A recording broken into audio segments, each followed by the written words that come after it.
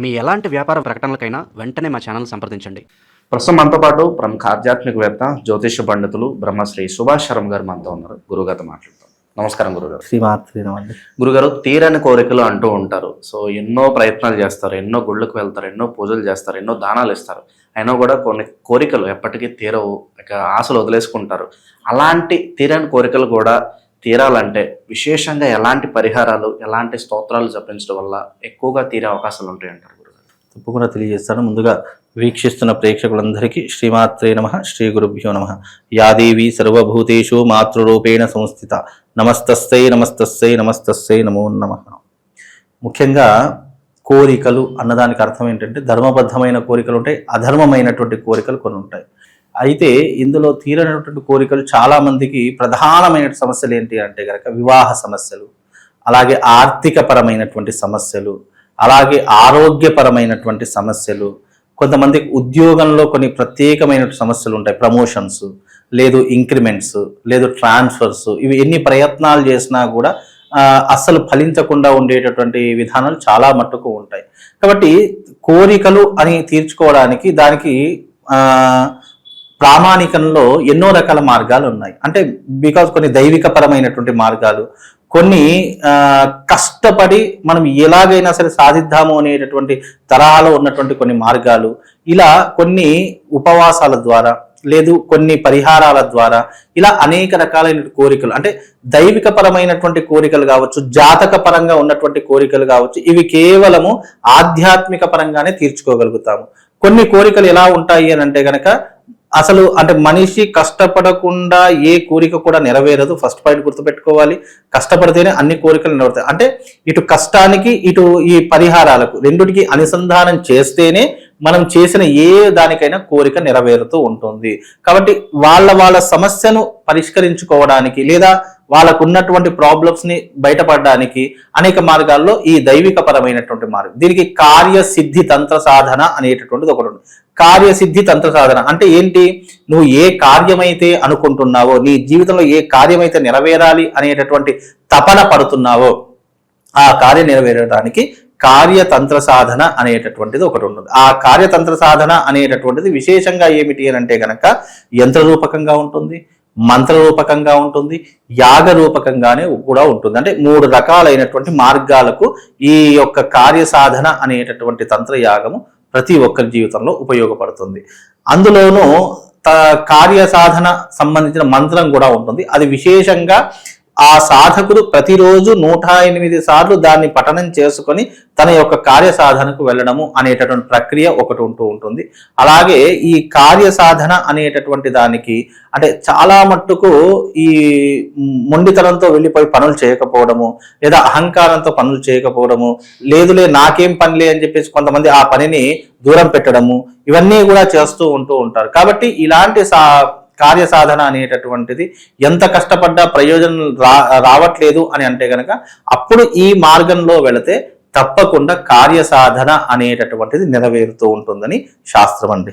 అయితే ఇక్కడ ముఖ్యంగా పనులు అన్నదానికి విశేషంగా ఇంకో అర్థం ఏమిటి అని అంటే కనుక ఫస్ట్ నువ్వు ఏ పని తల పెడుతున్నావు, అది ధర్మబద్ధమైనదా అధర్మమైనదా అనేది ఫస్ట్ ఆలోచన చేసుకోవాలి. ఇక రెండో విషయం ఏమిటి అని అంటే కనుక నీ జీవితంలో ఎప్పుడైతే నువ్వు కష్టపడ్డా పనులు కావట్లేదంటే నీ జాతకం లోపం వల్లనే నీకు పనులు జరగట్లేదని ప్రతి ఒక్కరూ ఆలోచించుకోవాలి. ఎందుకంటే చాలా మంది జీవితాల్లో కష్టపడతారు కానీ ఫలితం ఉండదు.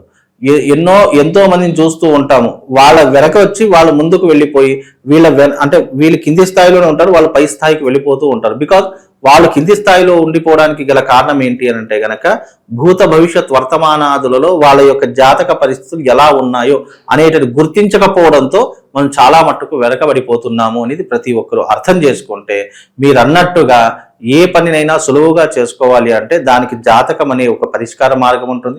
అది ఎప్పుడు పరిష్కార మార్గం? నేను ప్రతిదానికి జాతకం చూయించుకోమని చెప్పట్లేదు. నువ్వు ఎంత కష్టపడ్డా, నీ జీవితంలో ఎన్ని రకాలైనటువంటి మార్గాలు ఎంచుకున్నా, నేను దేంట్లో సక్సెస్ కాలేకపోతున్నాను, నేను అన్నింట్లో ఫెయిల్యూర్ అయిపోతున్నాను, నేను జీవితంలో నేను కష్టపడడానికి సిద్ధంగా ఉన్నాను కానీ నా కష్టానికి తగినటువంటి గుర్తింపు నాకు రావడం లేదు అనుకున్న ప్రతి ఒక్కరికి ఎందుకు రావట్లేదు అంటే బికాజ్ నీ జాతకంలో ప్లానెటరీ పొజిషన్లో తప్పకుండా ఏదో ఒక లోపం ఉండడం వల్లనే నువ్వు ఎదగలేకపోతున్నావు, నువ్వు అభివృద్ధిలోకి రాలేకపోతున్నావు, నీ కష్టానికి గుర్తింపు రాలేకపోతుంది అని గుర్తుపెట్టుకోవాలి. అలా నిజానికి మనిషి కష్టపడితే సాధించలేదంటూ ఏమీ లేదు. కానీ కష్టపడ్డా ఫలితం రావట్లేదు అని అంటే అది తప్పకుండా జాతక లోపమే అయి ఉంటుంది తప్ప ఇంకా వేరే ఏమీ ఉండదండి. నిత్యం మనం ఎటువంటి శ్లోకాలు మంత్రాలు చదువుకుంటే బాగుంటుంది గురుగారు ఆ కోరికలు నెరవేరడానికి? ముఖ్యంగా మనం ఏదైనా శ్లోకం చదువుకునేటప్పుడు కానీ అంటే కార్యం కోసం కాబట్టి త్వమస్మిన్ కార్య నిర్యోగే ప్రమాణం హరిసప్తమ హనుమాన్యత్తమాస్తాయ దుఃఖ క్షయకరో భవ అనే కార్యసిద్ధి మంత్రం చదువుకోవడం ద్వారా మనకు సకల కార్యాలు నెరవేరడానికి ఈ శ్లోకం ఉపయోగపడుతుంది. అలాగే నీ జీవితంలో ఏదైనా కార్యం కావాలి, నీకు యుద్ధానికి వెళ్ళాలి లేదా కోర్టు కేసులకు వెళ్ళాలి, పోలీస్ స్టేషన్ వ్యవహారాదులకు వెళ్ళాలంటే దుర్గా ఖడ్గమాల పారాయణం చేసుకో. ఆ పారాయణం వల్ల నువ్వు ఎక్కడికి వెళ్ళినా విజయాన్ని సాధించుకొని వస్తావు. అది యుద్ధానికి చాలా మనకు ఉపయోగపడేటువంటి అద్భుతమైనటువంటి విధానం దేవి ఖడ్గమాల పారాయణం చేస్తే మనం ఏ యుద్ధానికి వెళ్ళినా తిరిగి వచ్చేటటువంటి అవకాశాలు ఉంటాయి. ముఖ్యంగా డబ్బు కోసం ఆర్థికపరమైనటువంటి లావాదేవీలు ఉన్నాయి, నీ జీవితంలో ఆర్థికపరమైన లావాదేవీలకు నువ్వు వెళుతున్నావు, నీకు అక్కడ ఒక బిజినెస్ కానీ లేదా ఒక ఎంపైర్ కానీ నీకు మాట వినాలి అని అనుకుంటే గనక దానికి విశేషంగా లక్ష్మీ సూక్త పారాయణం చేసుకోవడము చాలా విశేషమైనటువంటిది. అలాగే నువ్వు ఎక్కడికైనా ధైర్యంగా వెళ్ళాలి, చాలా మంది కొన్ని కార్యాలకు భయపడుతూ వెళుతూ ఉంటారు.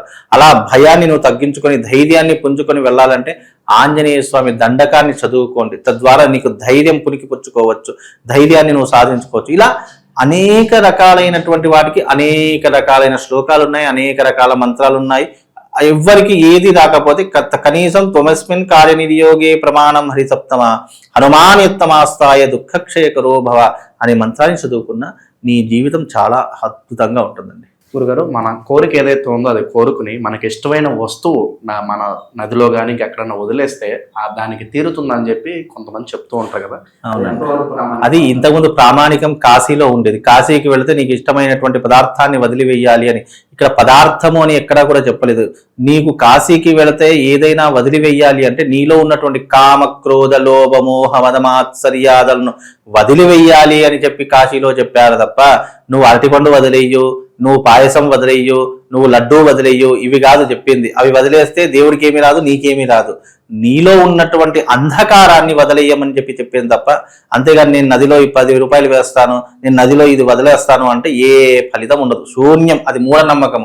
కాబట్టి అలాంటి మూఢనమ్మకాలు వదలకండి. అంటే కాశీకి వెళితే ఈ ప్రమాణం చెప్పారు తప్ప ఇంకా వేరే ఎక్కడా కూడా కాశీ కానీ అయోధ్య కానీ మధుర కానీ మాయా కానీ అవంతిక కానీ ఇలాంటి చోటుకి వెళ్ళినప్పుడు కొన్నిటిని వదిలివేయాలి అనేటటువంటి ఇవన్నీ కూడా పుణ్యక్షేత్రాలు, పితృకర్మలు ఆచరించడానికి ప్రధానమైనటువంటి క్షేత్రాలుగా చెప్పడం జరిగింది. కాబట్టి ఇలాంటి కొన్ని ప్రదేశాలకు వెళ్ళినప్పుడు నీలో ఉన్నటువంటి ఇప్పుడు చాలా మంది జీవితాల్లో చూడండి విపరీతమైనటువంటి కోపం ఉంటుంది.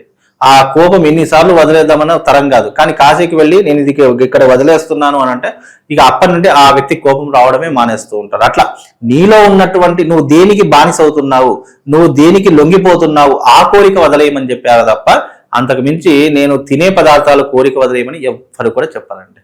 మంచి విశ్లేషణ అందించారు, ధన్యవాదాలు శ్రీమాన్.